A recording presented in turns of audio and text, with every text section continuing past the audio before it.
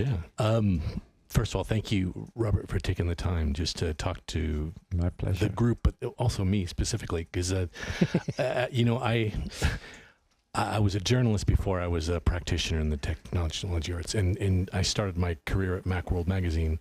And so for me, I wrote about some of the stuff that you were living. So I'm excited to talk about the actual things that happen. And as a journalist, you always want to find the real stories, not the stories that Wikipedia or even your book will tell me. So I'm going to be looking for some questions that maybe go a little deeper. And I'm going to start off with some questions about your background, because I want to know who you are. I will feel free to not answer. That's it. That's fair too. That's hopefully nothing is going to be controversial in that sense. Maybe I want to start off by asking, your background. You told me that you think of yourself as an engineer, not a computer scientist. How do you describe yourself? Did you start off as an engineer when you went to school? Well, at school, you mean which level? That's a good question. I'm gonna leave that up to you to decide. I think I always had a sort of a curiosity about how things work, and taking things apart and not always putting them back together. And so I come into some context and I will see a problem and try to fix it, or at least imagine how to fix it. And I think that was there from always, and therefore also the reason why I chose to go into engineering. Mm-hmm.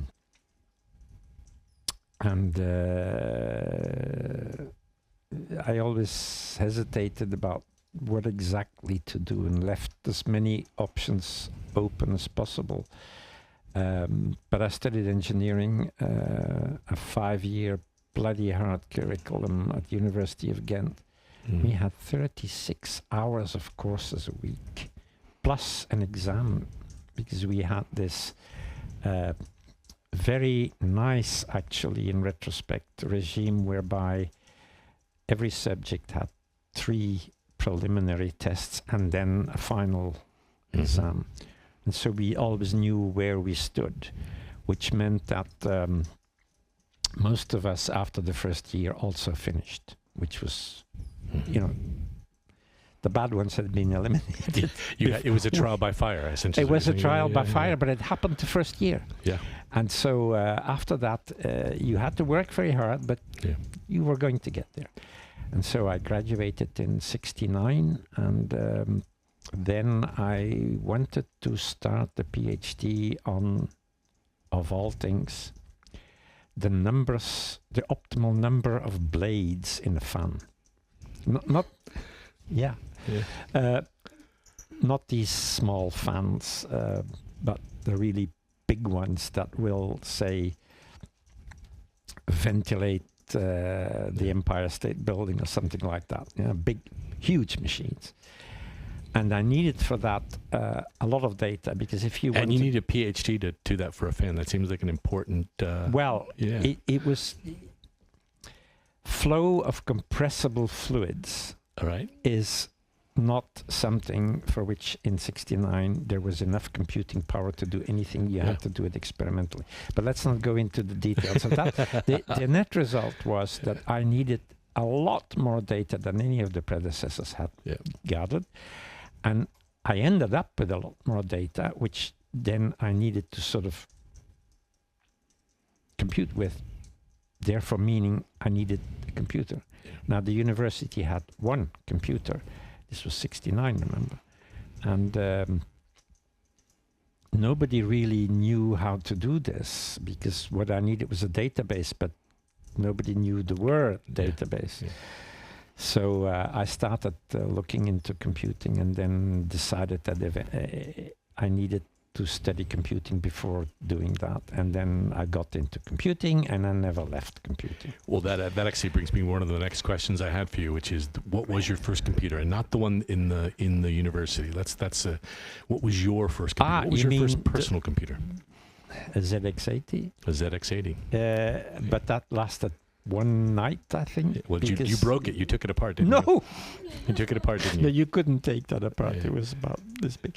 No, but it was certainly not something that I was going to use, because remember, by that time, At that time, I was already fully into computing and doing it on a professional basis. So and you had therefore personal I did computers not, and I did not computers. want to come home and have to do more programming. I wanted a machine that had a nice human interface. And in fact, I've always been working in human-machine interfaces, if you consider that aspect of all the stuff that I've done in the past. And so I wanted a machine that I didn't have to program again. So I tried several of them, but it always came down to the same thing. These things were made for enthusiasts and hobbyists, and you couldn't do much with them. And then there was something called an IBM PC, which was, I'll tell you an anecdote after I finish this. And then I knew about raster graphics and the graphical user interface, but you couldn't buy that. And then, so having tried all these other things, finally I ordered in January '84, I ordered a Mac, never having seen one, and knowing that it would only arrive, the first copies would only arrive in France in June. But I knew that that was the thing that I was not, that I was going to be able to use and not having to program myself. Right, and so that was your first personal computer. So you're in a that world. Was of, the one that I kept. Yeah, that was the one that was your that computer. Was the one that I was you usable. worked with. Yeah. I'm going to jump ahead to CERN a little bit now because you've now set the stage of the 1980s, and we were in a time where PCs, personal computers, and work computers are kind of existing side by side. But it's still quite a new thing, right? I mean, in the 80s, the idea of having a personal computer, the famous "Why would anyone need a personal computer?" Is a great anecdote, but. Tell me a little bit about the culture that you came into at CERN. What was the culture at CERN like in the 80s and 90s? Well, I came in the 70s, right? Yeah. So I began in the 70s.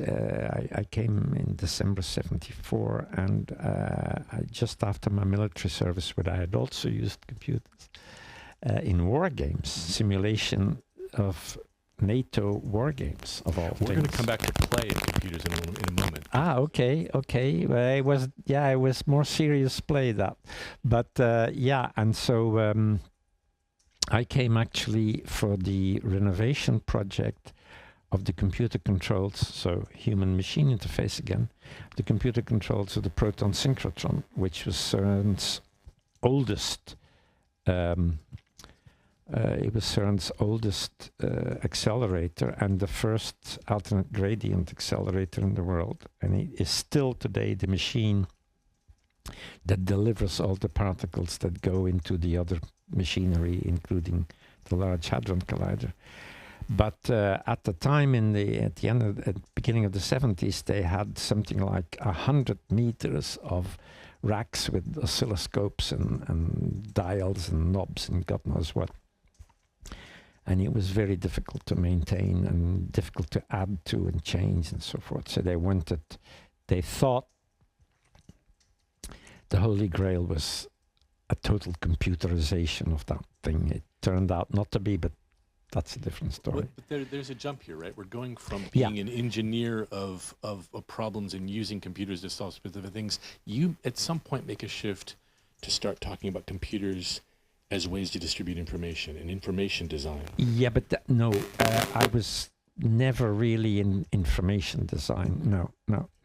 But so that control system taught me a lot about, again, the human-machine interface and how that should be and how things should be easy, and for the history. When we had finally made a design of this new system, there was a lot of software to be written, and but that was one-off effort of writing software. So the decision was then taken to hire a number of contract programmers, and contacted the British company that sent out contract programmers to do custom software. and Tim Berners-Lee was among those. And so I met him for that effort. This was 78, I think. 78, 79, if my memory is correct. He was there for 6 months, and he used a lot of the software that I had written. Among others, a markup language, although I don't know how that influenced HTML, but that's another story. Anyway, we sometimes had coffee together, but we didn't really work closely because he was on a different part of the system. Yeah. But I knew him from then, and then I changed for my sins and did office computing because I had written this very advanced, for the time, text processing system on which Norsk Data built its fortune, because it came out of CERN, so it was free for any of the member states, and they became very rich about that. Using your software. Well, you're bringing up something really interesting to me, because before there was the World Wide Web, there was hypertext.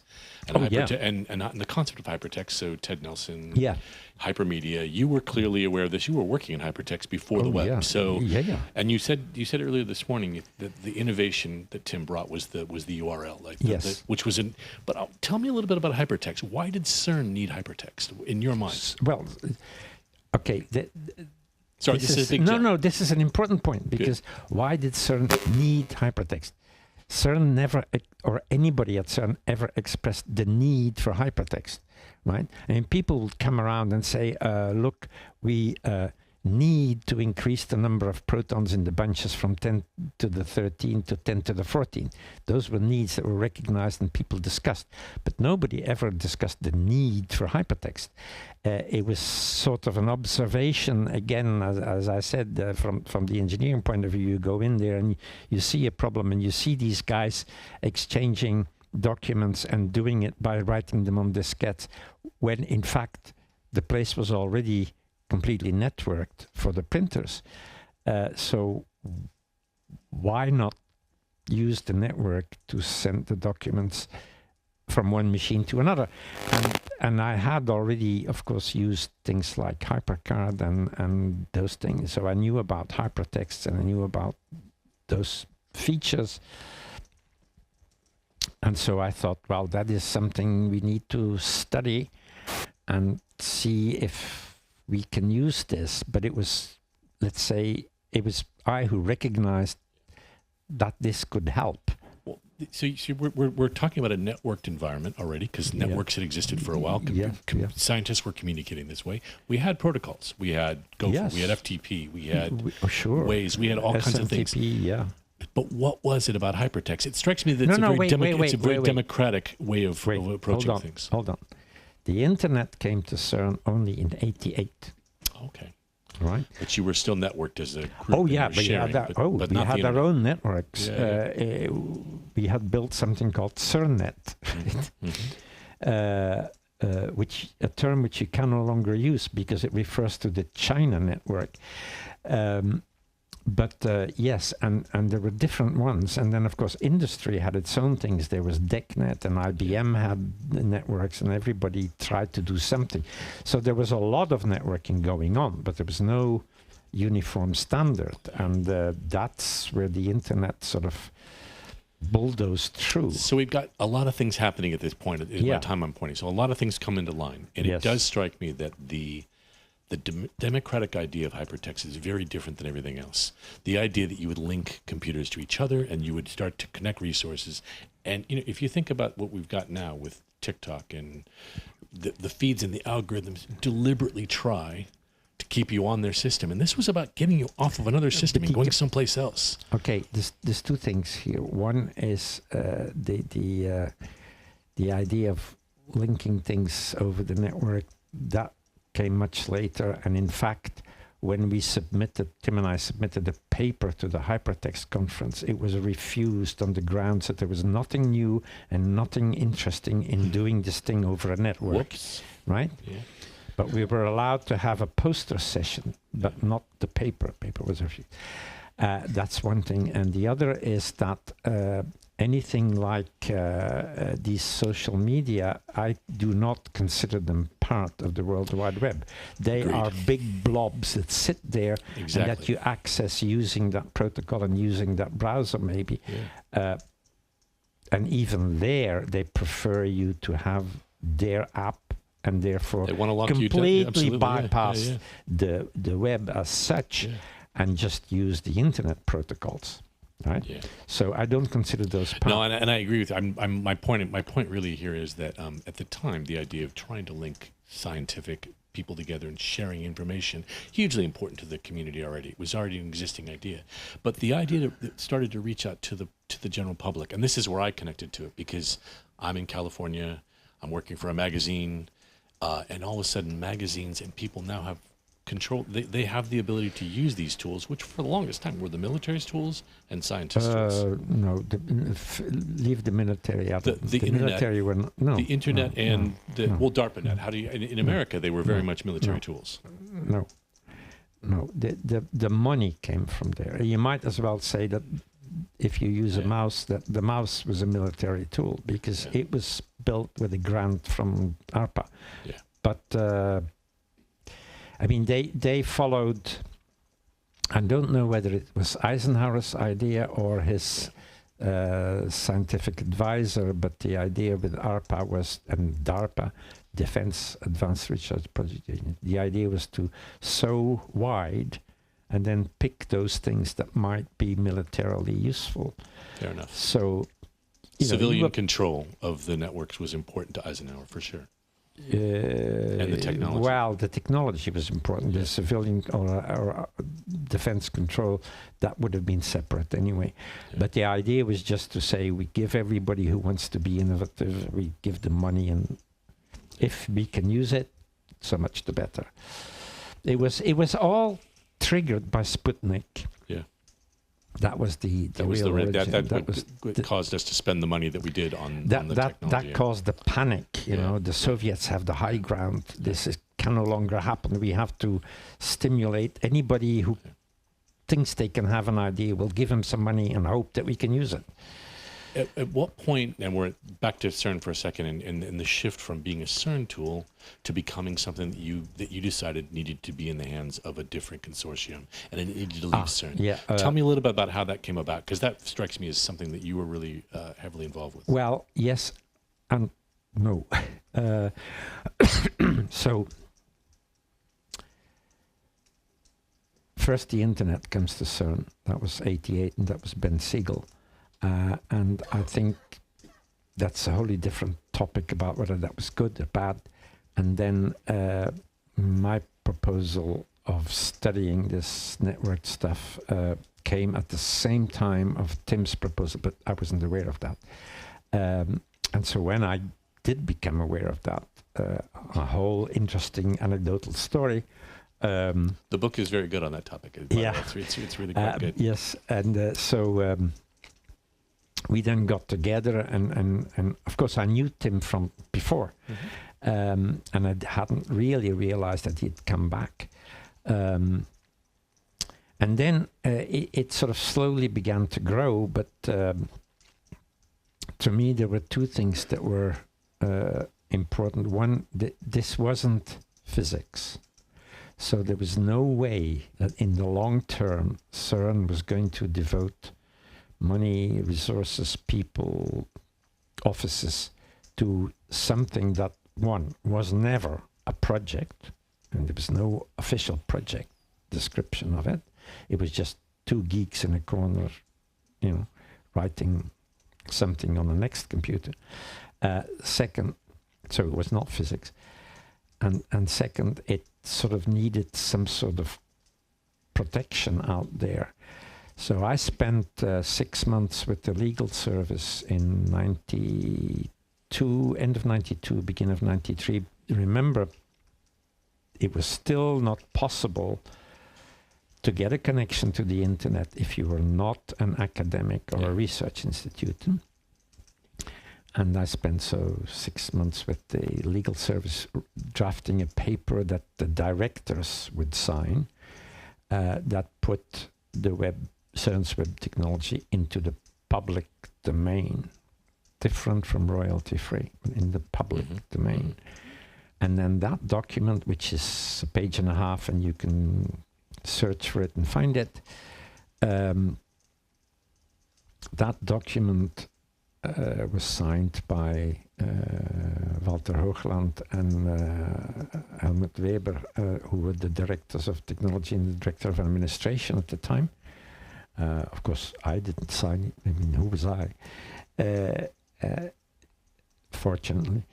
And then when that was done, so that was April 93, when that was done, we were still worried because it was clear that there were some movements, not so much in Europe, although there was one, Opera, but that as a company that came later. But there were some motions in the US and a little bit in Europe to write servers and browsers and editing systems that could be sold commercially. And this is when I start to becoming aware of it. I'm in California. I'm in San Francisco, and Macworld is one of the places you can get a lot of these tools. And we start hearing about there might be a server. And one of my bosses says to me, I think we should, as soon as there were server software available, we started thinking. But what year was that? This was 94. This was 94. So my point is it goes very fast. All of a sudden, this is now loose to the world in a very interesting way. And you've now got people like me who are plugging in a Spark workstation under my desk and plugging an internet and trying to figure out what I'm going to use to. It was actually very slow. It spread very slow. But at the time it felt very fast, right? All of a sudden I was talking to the magazine and they said we can plug this in. And I got a copy of Mosaic to review for the magazine and I'm writing a review of this. Mosaic, the big flattener. The big flattener. Tell me what you mean by the big flattener. Yeah, well, okay, but let me first answer the first question. So we were still worried, and there was Mosaic, and so we thought we have to protect this better, and the only way to protect this better is by making sure that everybody sticks to the same standard, because the web is not really a technology, it's a standard. So let us try to get all these commercial and non-commercial players around the same table, have a consortium of all these people so that they meet and they decide commonly on the same standard, which Netscape was not very keen on, of course. That came out of Mosaic. And then Mosaic, the Great Flattener, yes, because unfortunately, Mosaic was a program, a browser that existed in executable form for all the platforms. You just went to the NCSA server and downloaded that, and there you had a browser. And it worked on all the platforms in the same way. But it was only a browser. It was a single window, single page browser. There was no way to edit. It was just, you had to do all that by hand. Whereas the next one was everything in one package. And so we lost a lot. Well, we lost all of the editing functionality, and it became then reserved to the insiders to make the service, because you sat probably behind a Mosaic or Netscape. We actually ended up having to figure out how we were going to write HTML and a lot of different reasons to do that, and we needed some people to figure out how to do that and take the magazine and turn it into print. Exactly. And with the next browser, you would not have had to do that. You would have seen your article. You would say, "Oh, there's a mistake there." Adjust it. Clicked on it and adjusted it, and Mosaic just flattened that. Well, this is just ignored it. They just ignored the whole thing. It made it a consumption device and not a two-way communication tool. Yes, exactly. And I think that's really one of the biggest trends that leads us to the social media eventually. But I want to shift gears a little bit now and ask you about Something you said this morning, I'm going to be a little mean for a second. You called the artists in the room, you were saying wishy-washy emotional ideas, I think was the exact phrase.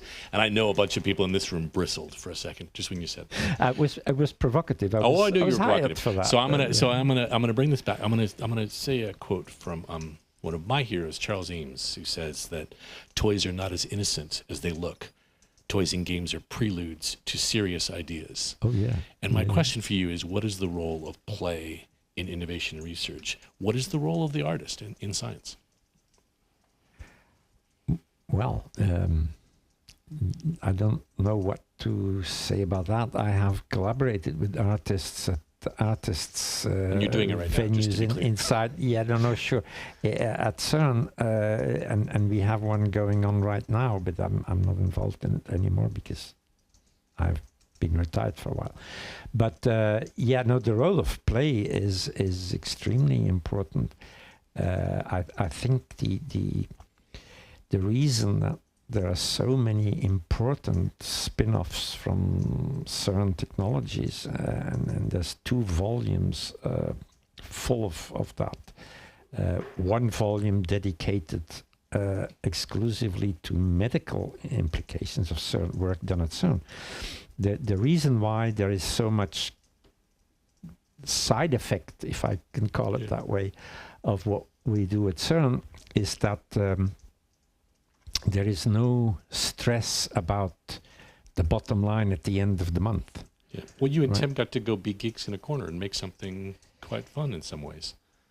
Well, yeah, but it was just because Mike Sindel found out that maybe this was a more or less realistic exercise to test out the next as a software development, the next system as a software development system in view of the LHC needs that were going to come up. You realize that we knew that the LHC data handling would require computing power beyond anything that existed at the time the LHC was conceived. And the IT division extrapolated on the basis of Moore's law, which is not a law. It's just an observation. Extrapolated that, well, yes, we're going to build it because by the time it's operational, the technology will have sufficiently advanced and the problems will be solved. Now, that was a great risk. It was a great risk, but it was also some of the first things that were on the internet. And I remember, because we had to write about something in the magazine, I'm like, what's on the web? Right? It was not that exciting to write about particle physics in Macworld. No one's going to do that. So what did I write about first? I wrote about the Trojan coffee pot. Oh, the famous coffee pot. Yeah, so it was in Cambridge. It was in the Cambridge Computer Lab, and it started before the web. The first camera was on the network, but it wasn't on the web. It was one of the first things that went on the web that was an image and not text. And I remember an even more horrifying thing. Yeah, because that was the coffee pot. You could look at it. That's all you could do. Yeah. Yes. You knew, but you could do if coffee was available, which seems important. Yeah, but you could look at it. But it was only looking at it. But then somebody at CERN, some experiment, I'm not sure it was Aleph, it was probably Opal, but I'm not. Yeah. They put up a web page in which there was a form field in which you could set the currents in the magnets and control and this was not protected in any which way. You could just blow up the experiment if you want. Yeah, if you wanted to, yeah. So security in the web, early web, was maybe not the strongest. No, but it was only available to academics anyway. So there was only about 5,000 people who worked on it at that point, in 93? Later. No, 92. Yeah. On my birthday, I trampled through the snow in Tampere University in Finland to find a student whom they would send on their resources to deal with the problem of security on the web that nobody else wanted to tackle. Because we still don't really want to tackle security on the internet as well as we should, right? It's still one of the biggest problems. And but that's because of the bad choice of the TCP/IP protocol. Yeah. We're about to get super geeky, and I want to take us in a direction I think you started indicating in your talk this morning that I think is important here. In 1985, Neil Postman wrote a book, Amusing Ourselves to Death. I didn't read it. He argued in this book that we didn't need to worry about the totalitarian future of 1984 and Orwell. What we really needed to worry about was Huxley saw. Huxley in Brand New World said, we're going to deaden ourselves with entertainment. And I want to ask you about the web a little bit as what it's become, because when it started was a very serious in some ways, but the growth of the web happened around the same time as we started getting 24-hour news channels, which was in 1991. Fox News comes around in 1996. So we start to be in a world of just assault by too much information. And entertainment in some ways becomes more important. Half the internet traffic today is video. Half of that traffic is bots and automation. Yes. Does it make you sad sometimes that the thing that you made is now become very trivial? No, it's. I mean, these things are again lumped up in big servers that I do not consider part of the web. I mean, YouTube is a part of the web. No, it's not. It's not. It's as little part of the web as say WhatsApp or Facebook or any of the or X or any of these things. They are big blobs that are sitting there and competing, but they are not the web. I mean, the web to me is the places where you can go to sites of companies explaining what they're doing and what they have to offer and not. Sites of schools and universities and the Wikipedia and that is the web. The rest is just big commercial blobs that use the TCP/IP protocol and the browser interface, but it's not the web. No, not for me. And not for me either. One thing you did when you left CERN was to focus on the Web for Schools project. Can you tell me a little bit about how that became a thing for you, and why that was that after the web for you, or why after CERN's version? Well, it was something that must have come up at one point for several different parallel reasons. It was because of the people I got to know at the European Commission at the time, and the fact that my stepdaughters were at the Collège International in the Lycée International in Ferney-Voltaire, which was founded by CERN staff to have a place where they could send their kids and where they could get some education in their own culture and language. And they were there, and I thought, well, the schools should have access to that. I mean, they had computers, but no internet connection. So I sort of made sure that they had some line, but it wasn't good enough. And then I mentioned this in Brussels, and then they said, we have some funds lying at the bottom of a drawer. Maybe we can do a Web for Schools thing. And so, I became very enthusiastic about that and invited 150 different secondary schools all over the European Union to take part in that project. That is to train teachers. The computers were already there, but to train teachers and giving them internet access and getting them up and running. And I contacted a few schools that I knew myself, one in Austria, for example, that I happened to be on ski holiday. Stuff like that. I think that was, it was a drop in the ocean, really. But it does seem to be a natural extension of what your life has been about, Robert. When you look at what you've done and what you wanted to do, it makes sense to me that you didn't really care very much about the way the internet is going, but you did care about how people were going to use these tools to help educate each other. Yes. It's more important that you teach people how to use it than what is on there, because that is going to be there anyway.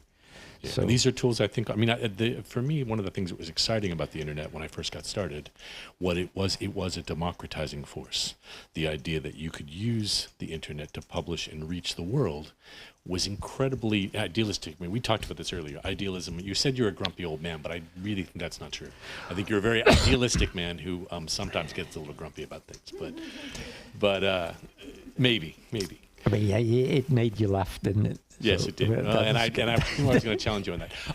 I could do this all night, and I'm afraid that would not be the right thing to do for anyone who's sitting here this time. But thank you so much for taking the time to maybe peel back some of the mystery of the web for us a little bit. And Michaela, how are we doing on time? Are we? Yeah, I think you're bang on actually now. Yeah, So. yeah. And again, I think I'm looking forward to seeing other people, getting a chance to see this conversation with someone who I have a ton of respect for. And thank you so much for talking to us. It was my pleasure. Okay.